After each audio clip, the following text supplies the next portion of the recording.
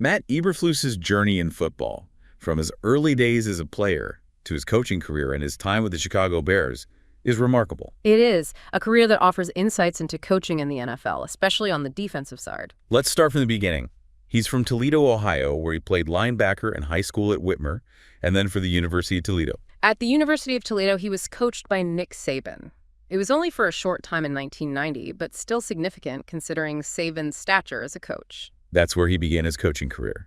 9 years at the University of Toledo, rising from student assistant to defensive backs coach. It shows his commitment to coaching. His move to the University of Missouri in 2001 as defensive coordinator and associate head coach further emphasizes that. He began to gain national recognition at Missouri. His defensive techniques were working, and he was gaining a reputation as a defensive specialist. What was it about his method that made it so successful? His systems were known for their discipline and aggression, as well as a focus on fundamentals and an ability to adapt to different opponents. His success at Missouri, where he achieved great defensive rankings and was even named one of the top defensive coaches in the country by Rivals.com, paved the way for him to enter the NFL. His first NFL job was with the Cleveland Browns in 2009, but his most notable work came with the Dallas Cowboys. He spent a significant amount of time there, coaching key players like DeMarcus Ware, Sean Lee, and Anthony Spencer.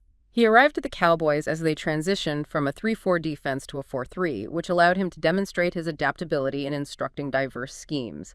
He was adept at bringing out the best in his players and forming formidable defensive units. How do you think this time influenced his coaching philosophy? I believe his time with the Cowboys was crucial.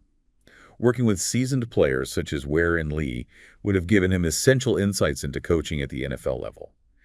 It's as much about managing personalities as it is about strategy.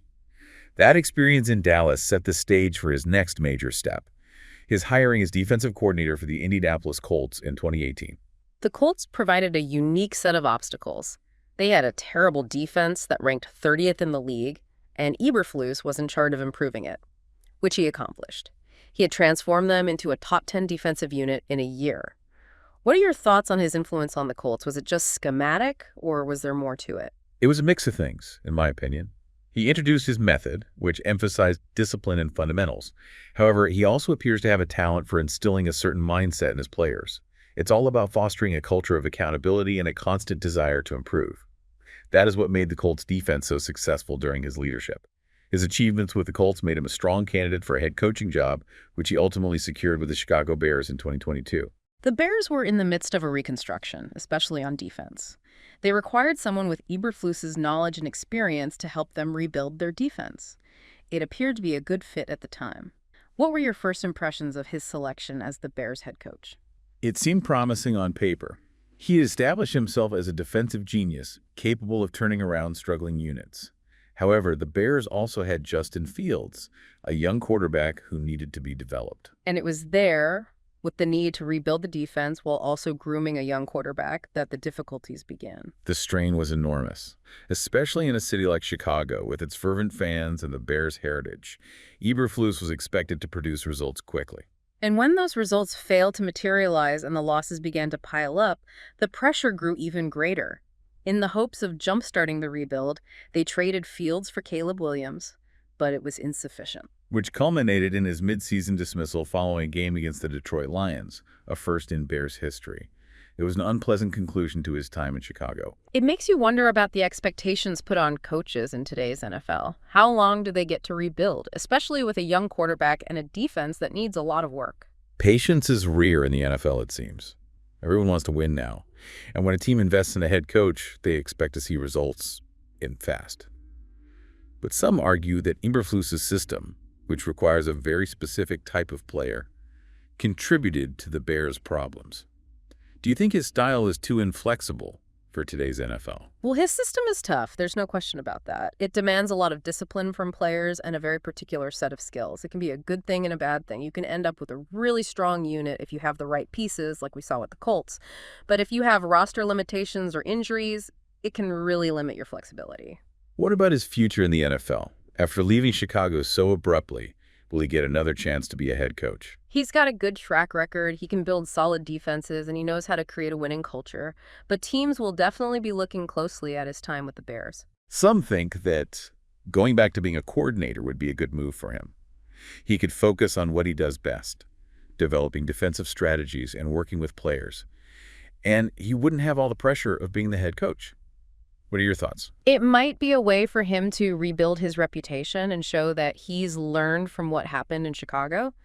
If he's successful as a coordinator, he could get another shot at a head coaching job sometime in the future. Or maybe he'll just walk away from the NFL, at least for a while. It's possible. Coaching at this level takes a lot out of you. It's a tough job, and you have to be willing to give up a lot. He might decide he needs some time to think about things and figure out what's really important to him. His achievements shouldn't be forgotten just because he was let go by the Bears. He's done a lot in his coaching career, starting back in Toledo and continuing in the NFL. He turned the Colts' defense around. He took them from the bottom of the league to a top 10 unit. And he's coached and developed a lot of players who have gone on to have very successful careers. There's no denying his influence on the game. And it goes beyond wins and losses. He's known for his honesty, his hard work, and how much he cares about his players. Which leads to the question of his legacy. How will people remember Matt Eberflus? I don't think we can really define his legacy yet. His story isn't finished, but people will remember him as a defensive innovator.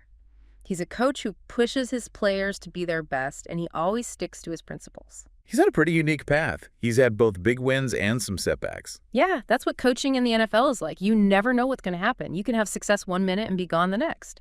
The margin for error is small. But his journey shows that even in a sport as structured as football, there's always an element of uncertainty. And that's what makes it so interesting. We can break down the strategies, the choices that are made, the players on each team, but in the end, a lot of what happens is beyond anyone's control.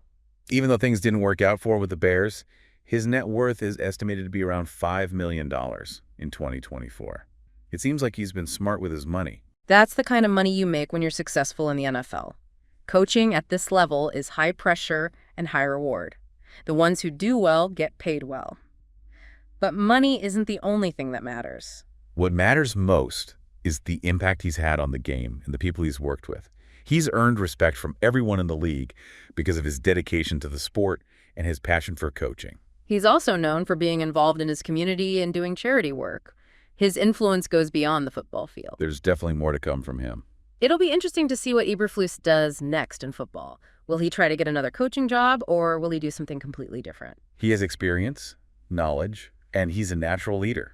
Those are valuable qualities no matter what he does. Maybe he'll work in a team's front office and use his understanding of the game to help build a winning organization. Or maybe he'll just step away from it all and spend more time with his family and focus on things he enjoys. We'll just have to wait and see what happens next for Matt Eberflus. His story reminds us that the NFL is a business where the bottom line is winning. But it's also a testament to the human side of the business, the dedication, the sacrifices, the drive to be the best. It's a valuable lesson for anyone who wants to coach or for anyone working in a high-pressure environment. It teaches you how important it is to be adaptable and resilient and to learn from your mistakes and successes. Eberflus's time in the NFL has been controversial, but he's definitely made an impact. A lot of coaches have learned from his defensive ideas, and there's no doubt he's had a positive influence on the players he's coached. What do you think Matt Eberflus will be remembered for? For the intensity and focus he brought to defense. He expected a lot from his players in terms of accountability and discipline. And for having a very unusual career that reflects just how unpredictable the NFL can be. His story isn't over yet, so it will be interesting to see what happens next. Goodbye, and see you in the next video. Goodbye.